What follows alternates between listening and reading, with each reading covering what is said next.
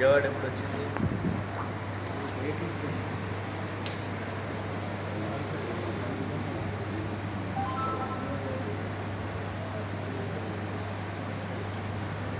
చూడు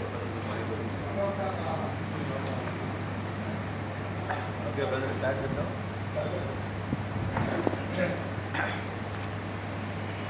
పాత్రికేయ మిత్రుల స్వాగతం.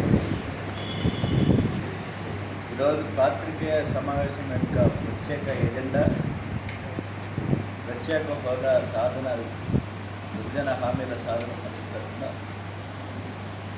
ప్రజలకు విజ్ఞప్తి చేసేటువంటిది రానున్న ఎన్నికల కురుక్షేత్రంలో ప్రత్యేక హోదా ఇస్తామని చెప్పి దగా చేసినటువంటి మోసం చేసినటువంటి పాలకులను చుట్టుపట్టమని ప్రజాధికారికి విజ్ఞప్తి చేసింది.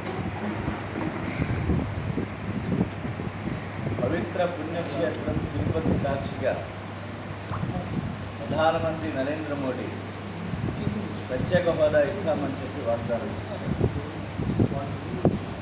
కానీ ఈనాటి వరకు ప్రత్యేక హోదా లేదు, ప్రత్యేక ప్యాకేజీ లేదు, వెనుకబడిన ఉత్తరాంధ్ర రాయలసీమ జిల్లాలకు ప్యాకేజీ లేదు, విశాఖ రైల్వే జోన్ లేదు, విశాఖ ప్లాంట్ ప్రైవేటీకరణ వైపు ప్రయత్నాలు సాగుతున్నటువంటి నేపథ్యంలో ఆంధ్ర రాష్ట్ర పారిశ్రామిక పురోభివృద్ధికి తరాల భవిష్యత్తు కోసం ప్రత్యేక హోదా విభజన హామీల సాధన సమితి 10 సంవత్సరాలుగా నిరంతర పోరాటం కొనసాగించినటువంటి నేపథ్యంలో తిరిగి మళ్ళా ఎన్నికల కురుక్షేత్రంలో ప్రత్యేక హోదా విభజన హామీల సాధన సమితి విజ్ఞప్తి, ఎవరైతే ఈ ప్రత్యేక హోదా సాధన సమితి పేరు మీద ఉద్యమాలు చేశారో, సాధన సమితికి ఏ రాజకీయ పార్టీలు అయితే ప్రత్యేకించే వామపక్ష పార్టీ అలాగే ఇతర రాజకీయ పార్టీలు సహకరించారో ఆ అభ్యర్థులకు మాత్రమే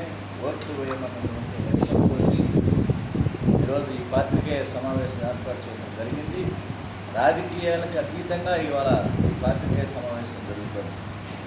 పార్టీలతో సంబంధం లేదు, అభ్యర్థులకు ఉంటాయి రాజకీయాలు.